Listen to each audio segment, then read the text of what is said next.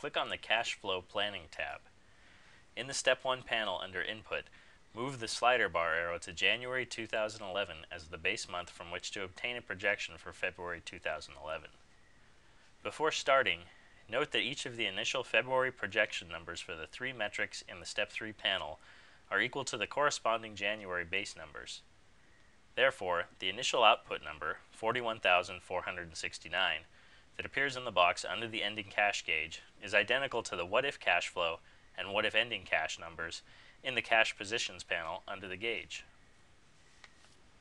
Note also that the ending cash gauge needle points into the green zone since the initial projected ending cash of 41,469 is greater than the starting ending cash target of 0 in the Step 2 panel. To begin a February projection, go to the Step 2 panel and set a desired range for an ending cash target as follows. Double-click on the left-hand box at the bottom of the panel and enter the lower limit of the range, for example, minus 10,000. Similarly, enter an upper limit of positive 10,000 in the right-hand box. The slider arrow can now be moved to any position between these limits. The number corresponding to the arrow position is shown in red at the right end of the slider bar.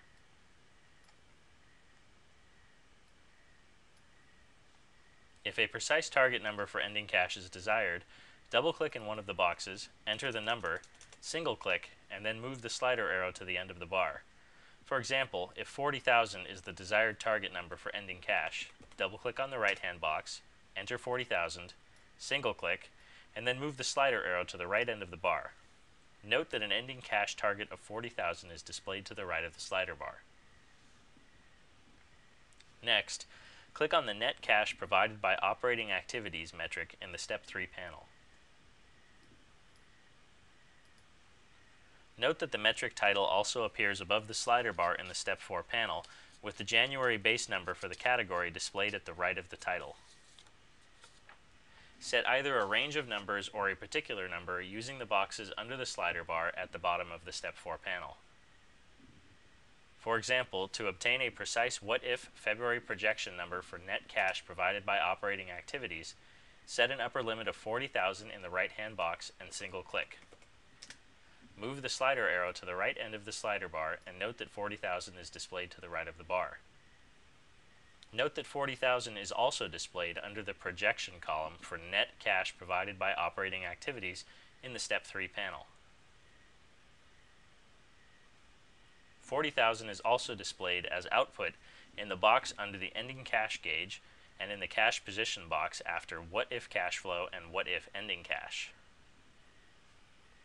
Notice that the gauge needle is pointing into the green zone, indicating that the projected ending cash is equal to or greater than the ending cash target number in the Step 2 panel.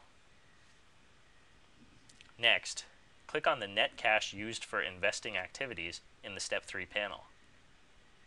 This metric name now appears above the slider in the Step 4 panel. Repeat the process to set a what-if February projection number of 10,000.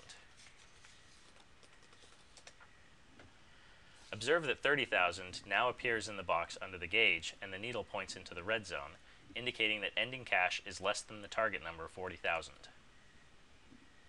Finally, click on Net Cash Provided by Financing Activities in the Step 3 panel and note that the metric name is displayed above the slider in the Step 4 panel. Set 30,000 as the what-if projection number for this metric.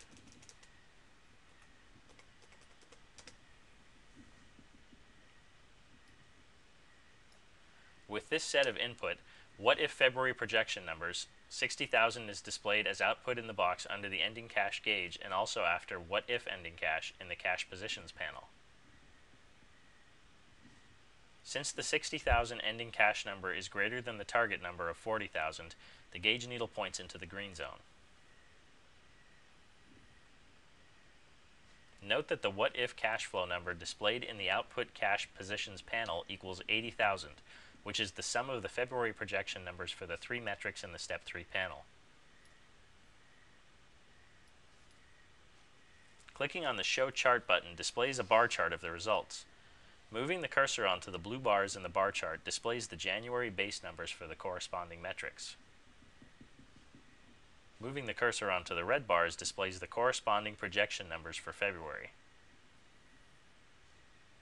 Click on the Hide Chart to return to the cash flow planning page.